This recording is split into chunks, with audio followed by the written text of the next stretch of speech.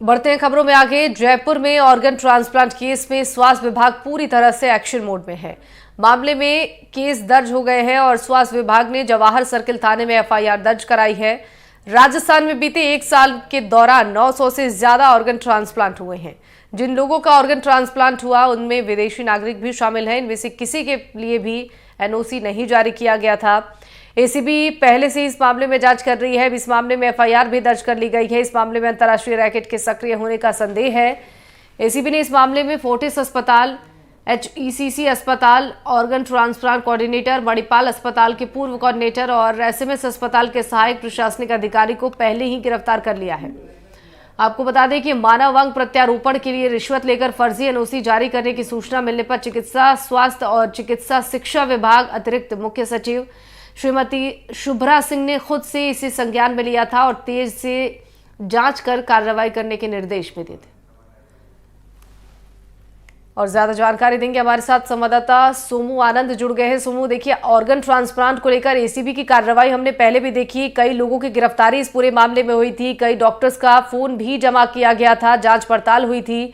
लेकिन अब तक इस पूरे मामले में अब आगे क्या कार्रवाई की जा रही है? कितने लोगों के नाम अब तक सामने आ चुके हैं इस पूरे मामले में?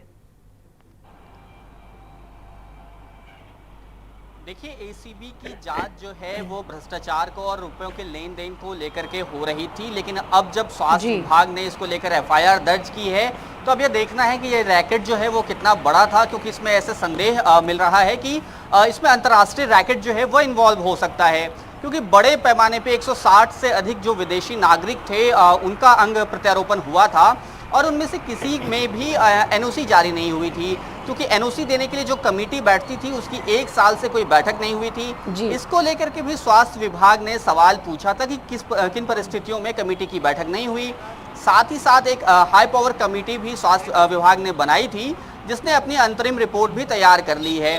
तो जाहिर तौर पे कई सारी चीज़ें इस पूरे मामले में संदेह के घेरे में है, क्योंकि जब हमने देखा कि गुड़गांव में भी ऐसा मामला सामने आया था और वहां राजस्थान पुलिस पहुंची थी। राजस्थान पुलिस ने वहां जाकर जांच पड़ताल की थी और उस जांच पड़ताल के बाद अपनी रिपोर्ट जो है वो स्वास्थ्य विभाग को सौंपी थी। उसी रिपोर्ट के तथ्यों के आधार पे कल एफआईआर दर्ज की गई है और अब इस मामले की आगे जाँच होगी, क्योंकि स्वास्थ्य विभाग ने पहले गृह विभाग से यह अनुमति मांगी थी कि एफआईआर दर्ज कराई जाए। डबल एजी से उन्होंने राय लिया था, लेकिन गृह विभाग ने कहा कि क्योंकि जो पूरा कानून है उसके तहत यह बात दर्ज है कि जो सक्षम प्राधिकारी हैं और उसके साथ साथ जो विभाग है जिसके पास मॉनिटरिंग का जिम्मा है वही इस मामले में कार्रवाई कर सकता है। इसके बाद स्वास्थ्य विभाग ने कल एफआईआर दर्ज कराई है। अब पुलिस भी इस मामले की जाँच करेगी और देखना है कि इसमें क्या कुछ और ज़्यादा सामने आ पाता है।